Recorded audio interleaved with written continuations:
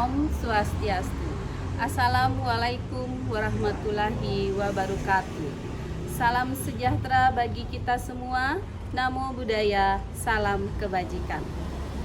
Yang terhormat Bapak Ibu dosen penguji UKIN PPG dalam jabatan Angkatan 3 tahun 2024. Perkenalkan, nama saya Niwayan Priliani, mahasiswa PPG dalam jabatan Angkatan 3 Universitas Mahasaraswati Denpasar.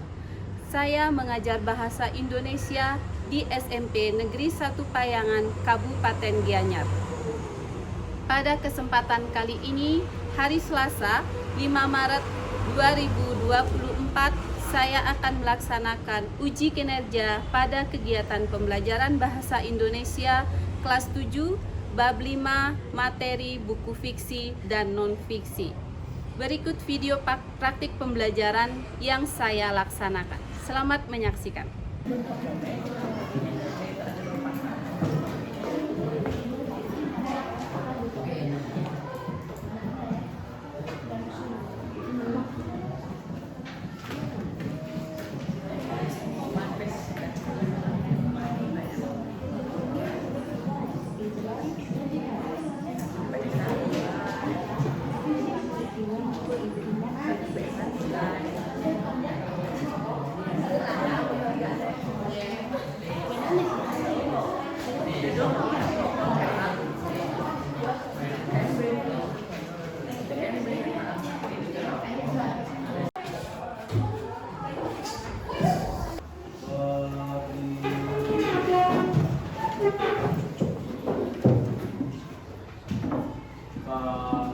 Penganjali. Om Swastiastu.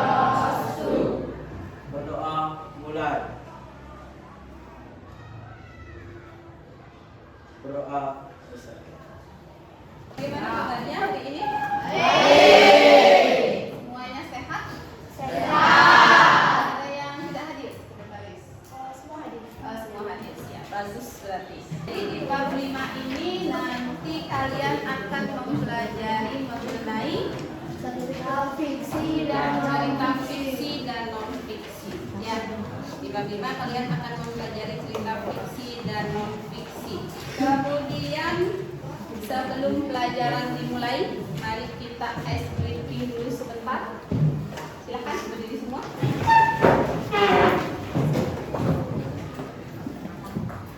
Sudah? Masih ingat buku 1 sampai 5?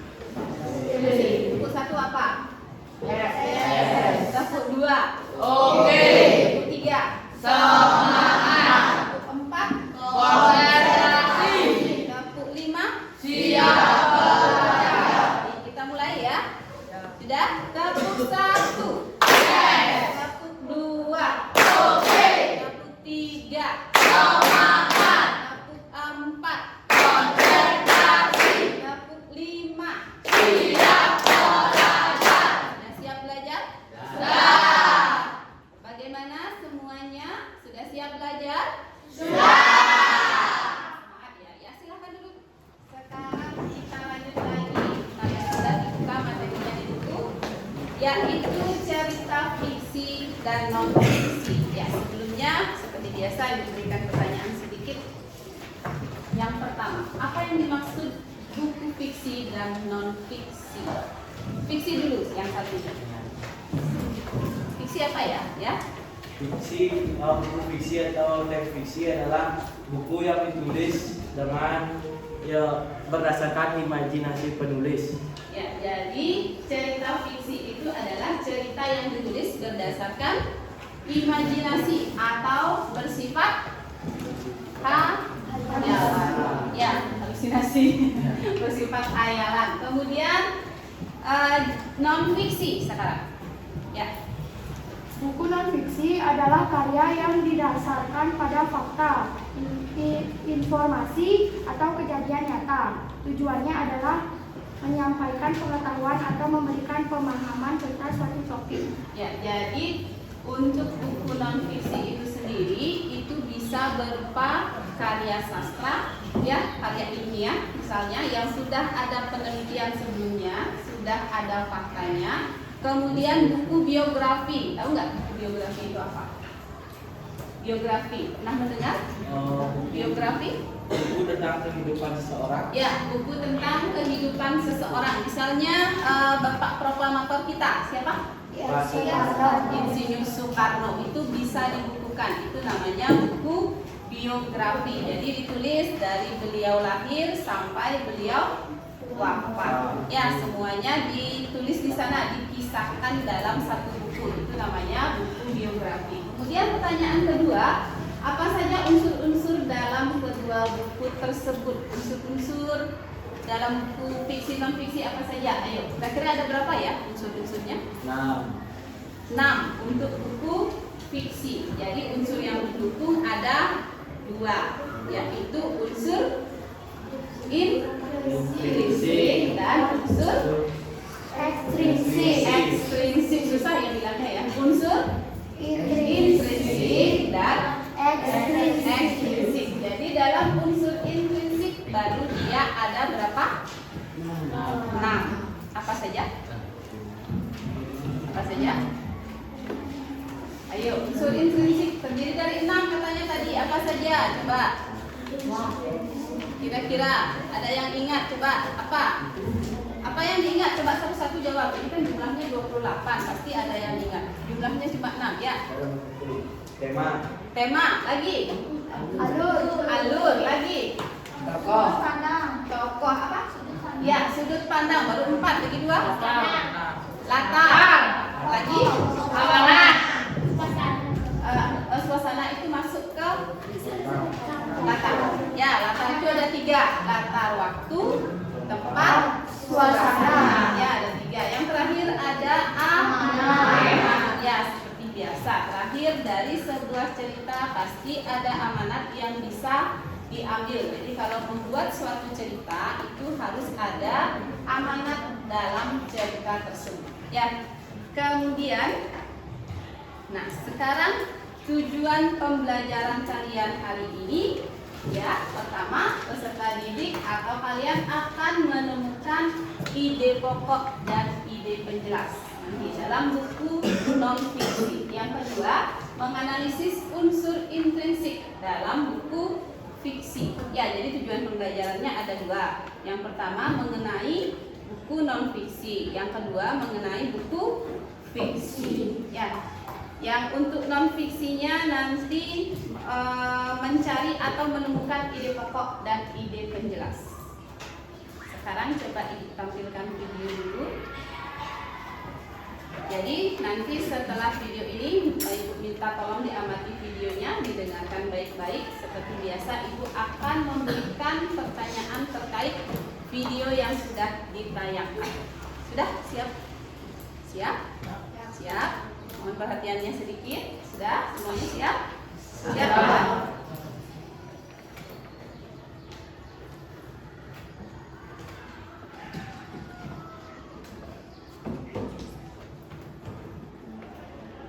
Daring Squad pasti penasaran kan sama simbol-simbol yang ada pada kemasan plastik.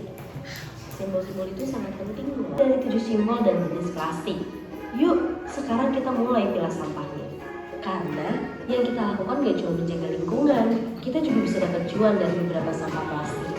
Jadi, Daring Squad udah memilah sampah plastik buat disetor ke bank sampah belum? Sudah? Nah, jadi itu tadi tampilan video yang sudah Ibu siapkan.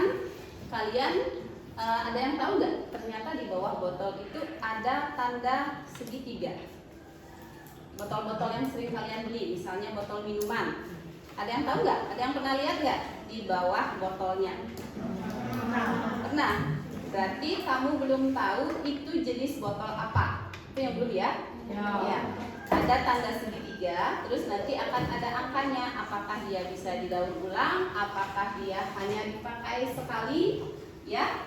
Nah, jadi dari video yang sudah Ibu tayangkan, sekarang Ibu akan mengajak kamu untuk menemukan yang mana ide pokok, yang mana ide penjelas.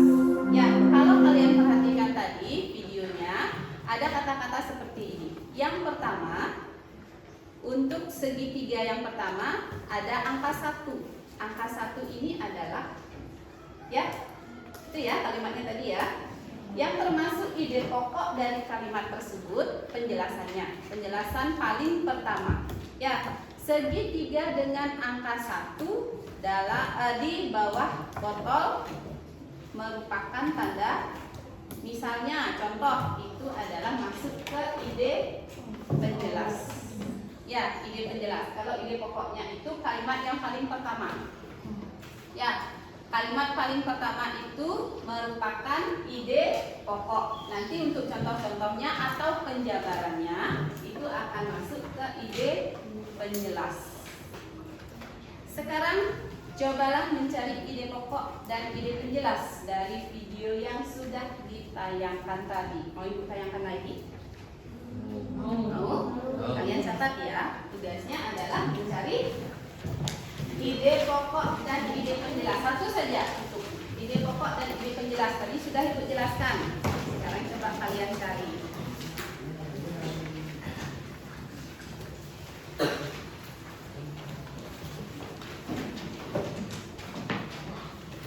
Darling Squad, pasti penasaran kan sama simbol-simbol yang ada pada kemasan plastik. Simbol-simbol itu sangat penting loh untuk menandai keamanan dan jenis plastik. Selanjutnya simbol angka 2, HDPE atau PEHD. Contohnya, Sudah ketemu? Sudah ketemu? Kira-kira yang mana ide pokok, ide kalimat pokok, kalimat penjelas? Yang mana kira-kira? Coba sedikit aja. Kalimat pokoknya dulu, ide pokoknya dulu. Yang mana kira-kira tadi kalimatnya? Yang mana? simbol pertama dengan angka 1 yaitu PET atau PET, jenis. Nah, itu simbol pertama angka 1 yaitu PET. Itu merupakan ide atau kalimat pokok. Ya, kemudian nanti ada kalimat misalnya. Darling Squad, pasti penasaran kan sama plastik? Simbol-simbol itu sangat penting loh untuk menandai keamanan dan jenis plastiknya, supaya kita bisa tahu apakah jenis plastik itu bisa didaur ulang atau tidak. Simbol pertama dengan angka 1 yaitu PET atau PET. Jenis plastik ini banyak ditemukan pada plastik kemasan makanan dan minuman karena kedap udara. Contohnya botol minuman, botol minyak, wadah selai, hingga sisir. Ketemu?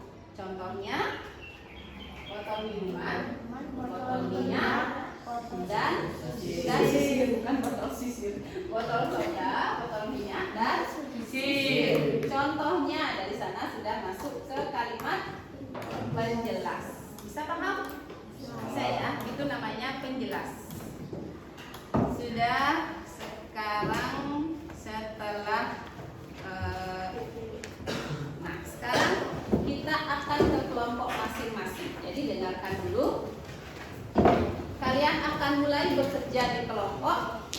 Ya, yang pertama seperti tujuan pembelajaran tadi, jadi nanti ada 2. Ya, seperti tujuan pembelajaran tadi.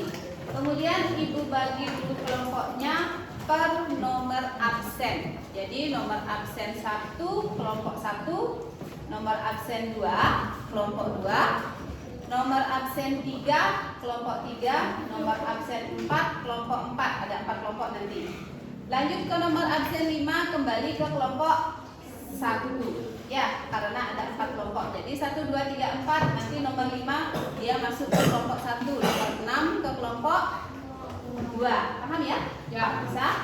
Nah, nanti untuk tempatnya Ibu minta kelompok 1 di sini, kelompok 2 di sini, kelompok 3, kelompok 4. Sudah? Sudah? Silahkan cari dulu kelompoknya. Sudah? Jadi nanti per kelompok Ibu akan bagikan untuk cerita fiksi dan non fiksi. Ya, satu kelompok. Jadi untuk cerita non fiksi itu ada 2 bahan untuk cerita non fiksi. Jadi nanti akan ada 2 kelompok yang mendapatkan 2 bahan yang sama. Karena ini akan dipresentasikan dan nanti pasti akan ada perbandingan atau perbedaan pendapat dari masing-masing kelompok. Di sana nanti kita akan rundingkan ya untuk persamaan persepsi atau pendapat. pendapat. Kelompok 1.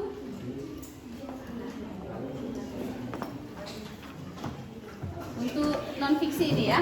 Jadi untuk non-fiksi kamu mencari ide pokok dan ide penjelas. Kelompok 2. Kelompok 3. Kelompok 4. Dan sebelum menulis tugasnya, Ibu jelaskan sedikit. Sudah? Jadi untuk tugas yang Ibu bagikan, ya, yang pertama, nah ini adalah jadwal proyeknya. Ya, kita tentukan dulu sekarang jadwal proyeknya. Jadi untuk pertemuan pertama kalian akan mengerjakan tahap menemukan ide pokok dan ide penjelas dari cerita non-fiksi yang sudah Ibu bagikan. Itu diselesaikan dulu. Ya, untuk pertemuan pertama. Pertemuan kedua, baru kalian akan menyelesaikan menganalisis unsur-unsur buku fiksi. Itu di pertemuan kedua nanti. Ya, setelah itu terakhir baru kalian akan presentasi ke depan. Mengerti tugasnya? Sudah? Jadi itu untuk jadwal proyeknya. Silahkan. Yang pertama yang kalian kerjakan sekarang adalah menemukan ide pokok dan ide penjelas dari cerita non-fiksi yang sudah Ibu bagikan. Kamu baca dulu, rundingkan dengan temannya. Yang mana ide pokok ditulis, yang mana ide penjelas ditulis, dimasukkan ke dalam kolom. Silahkan mulai bergerak, dibaca dulu. Tentukan ide pokok dan ide penjelasnya. Ide pokoknya sudah. Pokok. Ya, ini kan udah dijelaskan. Sekarang dimasuk jelaskan dia lagi dengan beberapa. Ya, ada unsur penjelas. Tinggal dipindahkan ke tabel. Ya.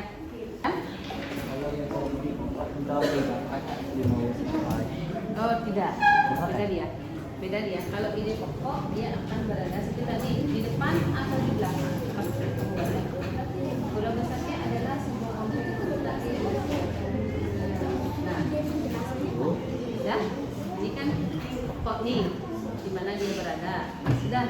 Ini dijelaskan lagi guru besarnya berada di daerah gunung, letaknya di mana. Sudah.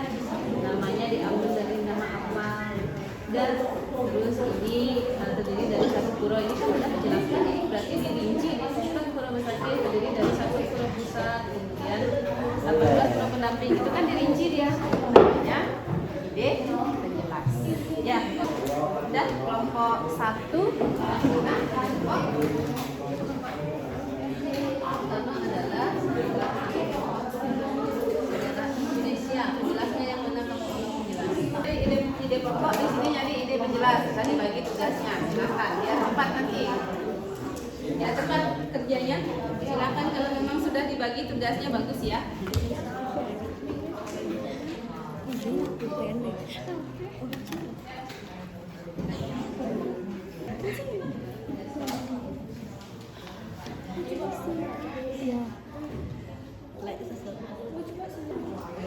Biar dapat satu ide pokok dulu dan satu ide penjelas sudah tadi. Sudah?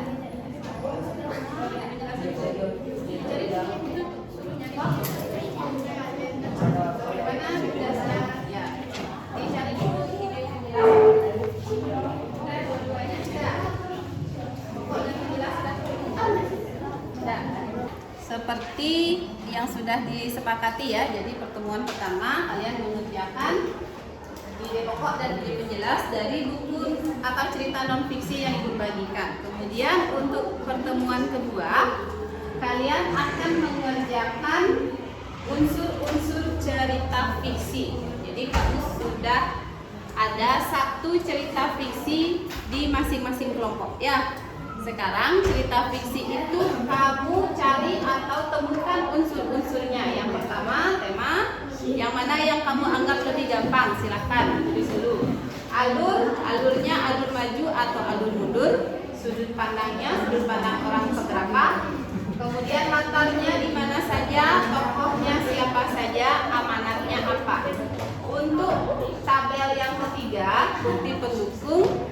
bukti pendukung ini adalah kutipan kalimat yang mendukung. Misalnya ini alurnya, kenapa kamu mengatakan itu alur maju misalnya? Ya, bukti pendukungnya apa?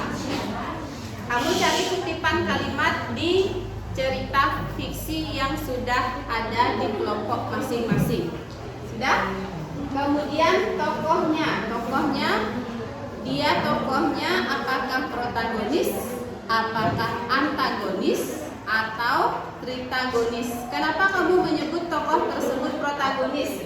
Nanti cari bukti pendukungnya. Yang mana bisa mengkategorikan dia sebagai protagonis dari kutipan kalimat tersebut. Ya, misalnya dia menolong seorang nenek, itu kan bisa dikategorikan protagonis ya. Bisa ya. Nanti bukti pendukungnya masukkan di sini. Sudah? Sudah, silakan lanjutkan ke unsur-unsur.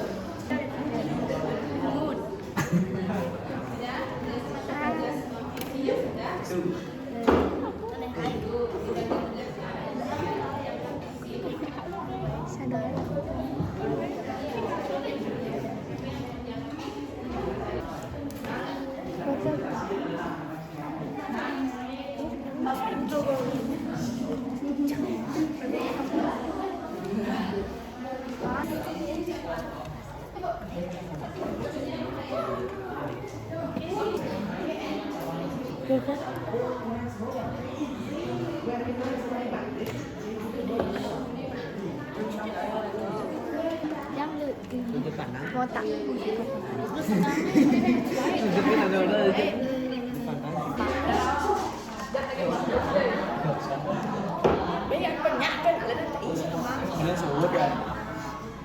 Wajar sih.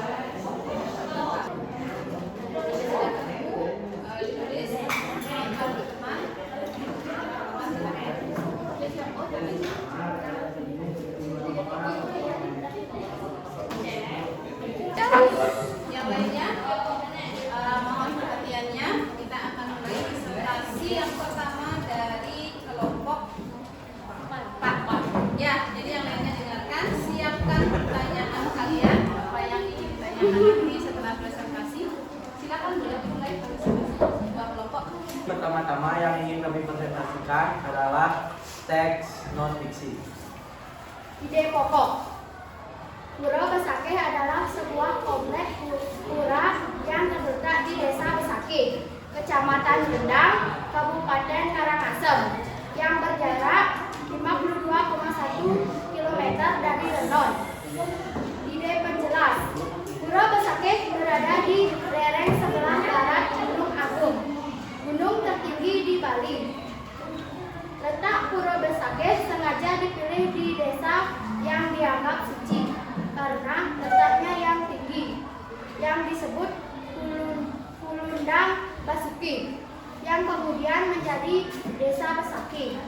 Nama Besakeh diambil dari bahasa Sanskerta Wasuki, atau dalam bahasa Jawa kuno Basuki, yang berarti selamat. Selain itu, nama Pura Besakeh didasari pula oleh mitologi naga Basuki sebagai penyeimbang Gunung Mandara. Kompleks Pura Besakeh terdiri dari satu pura pusat penataran Agung Besakeh, dan 18 pura pendamping, satu pura Basukian, dan 17 pura lainnya. Disebut Mother of Temple karena Pura Besakeh merupakan pusat kegiatan dari seluruh pura yang ada di Bali. Ya, jadi saya akan melanjutkan presentasi teks non fiksi. Jadi di teks non fiksi kali ini kami menggunakan buku cerita yang berjudul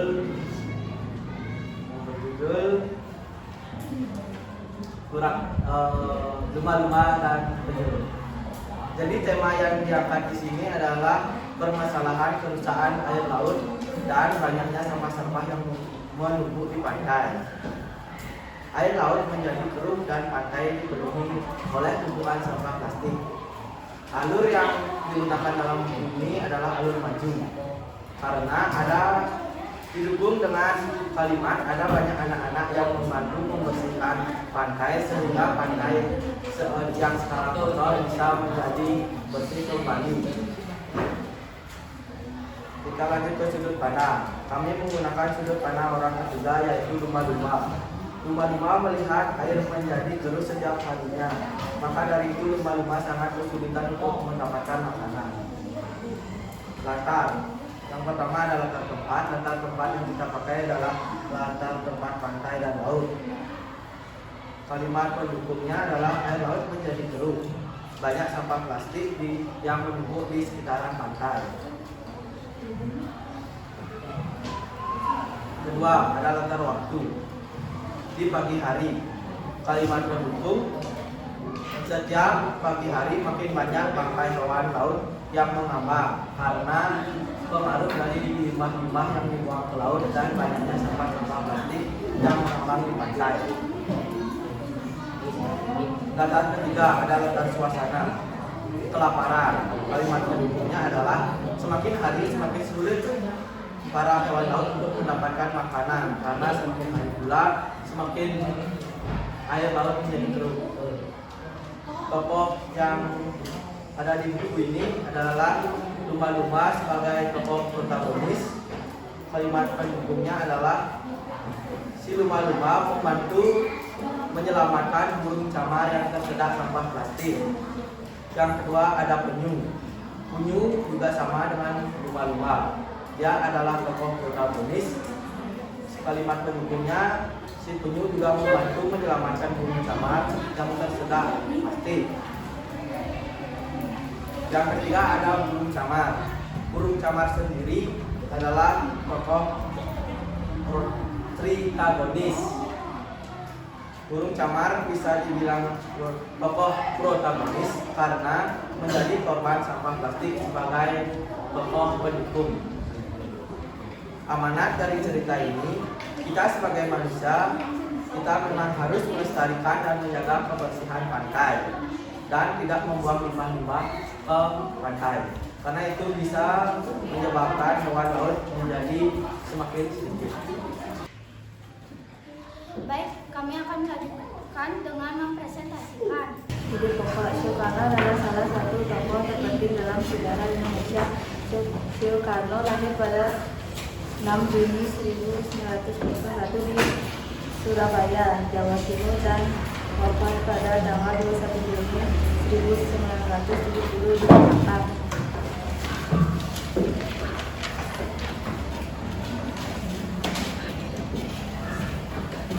Ide penjelas, Soekarno memiliki peran penting dalam kemerdekaan Indonesia dan presiden pertama di Indonesia. Soekarno lahir dari pasangan Raden Sukemi Soehardidio dan Ida Ayu Nyawa. Apakah mau ada yang bertanya tentang kelompok saya? Baik. Bapak Insinyur Soekarno dijuluki sebagai Bapak Proklamator Indonesia karena dia yang membacakan teks proklamasi Indonesia.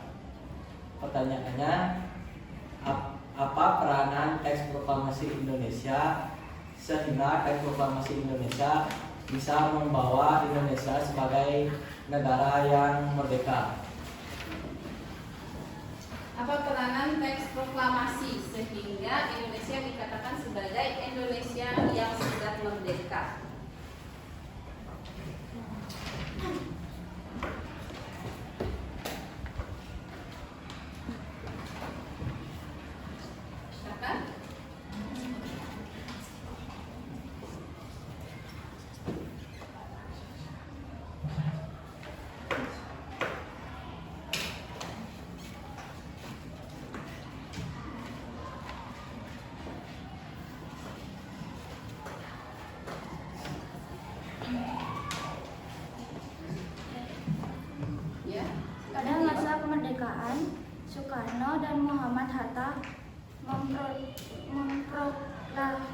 merayakan kemerdekaan sebagai bentuk lepasnya Indonesia dari belenggu kolonialisme. Ia ditunjuk menjadi presiden pertama di Indonesia dan memimpin Indonesia hingga tahun 1960. Tidak tekan pertanyaannya, apa peranan teks proklamasi Indonesia sehingga bisa membawa Indonesia menjadi negara yang merdeka? Ya, peranan teks proklamasi sehingga Indonesia bisa dikatakan sebagai negara yang merdeka. Apa peranannya kira-kira? Ya, Sebagai bukti atau pernyataan bahwa bangsa Indonesia sudah merdeka. ya, sebagai bukti resmi. Ya, jadi itu adalah pernyataan resmi dari sang proklamator bahwa Indonesia telah merdeka. Dinyatakan merdeka di tanggal 14 Agustus 1945. ya, itu dia jawabannya. Ada lagi pertanyaan yang lain? Ada lagi yang bertanya? Tidak? Kalau sudah boleh ditutup saja. Halo. Jadi untuk kegiatan terakhir seperti waktu ini Ibu akan bagikan soal asesmen formatif. Ya, jadi ada pilihan ganda dan esai, Jadi nanti ada pilihan ganda dan esai. Setelah itu pekerjaan semua dikumpul beserta pekerjaan kelompok tadi yang masih dibawa. Ya, nanti kalau sudah selesai silahkan dikumpul. Jadi nanti silahkan diisi. Yang paling sering dilupakan adalah identitas. Ya, nama, kelas, nomor absen, silahkan nanti diisi.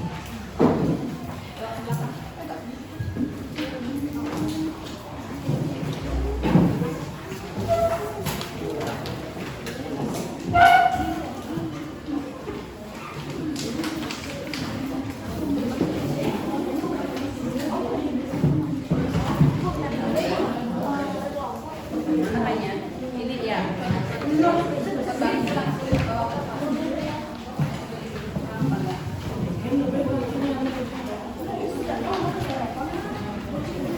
Ada yang lebih? Oh iya, bisa dibawa. Yang sudah dapat silakan langsung mengerjakan. Silakan langsung mengerjakan identitas.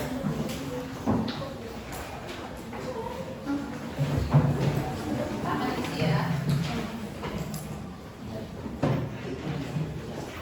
Untuk esai boleh langsung tulis di sana paling belakang, kalau tidak salah ada banyak lembar kosong kalau kurang.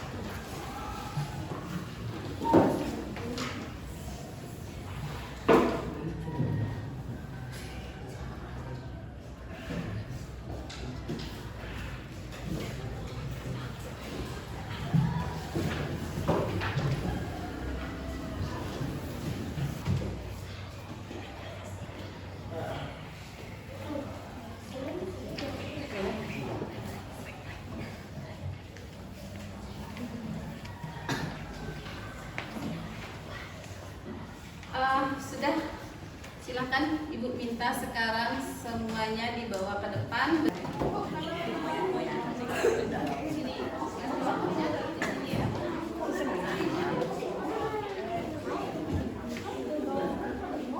Anak rajin ya.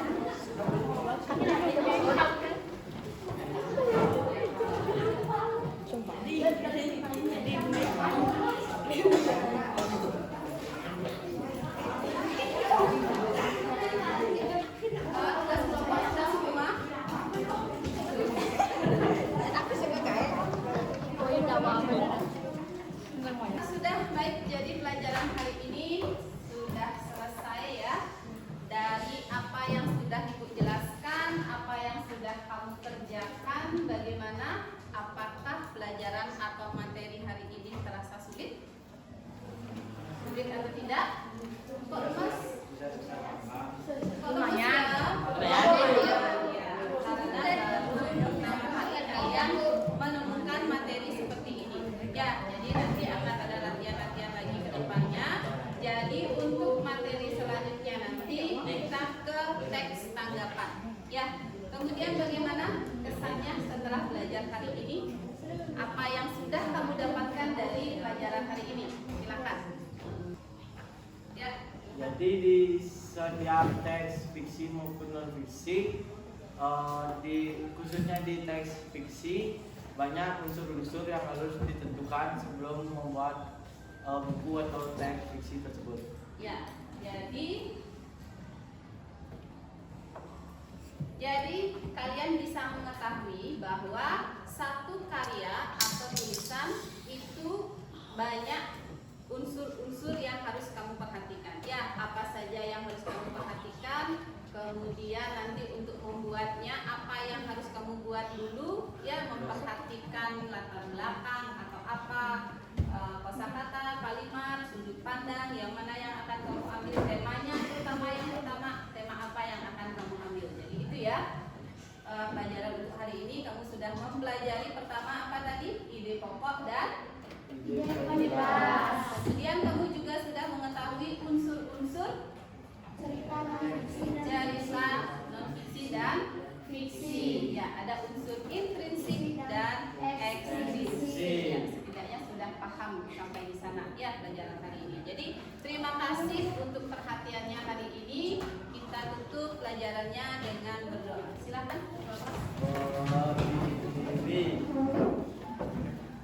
Berdoa mulai.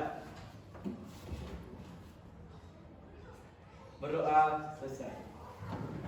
Namo Santi.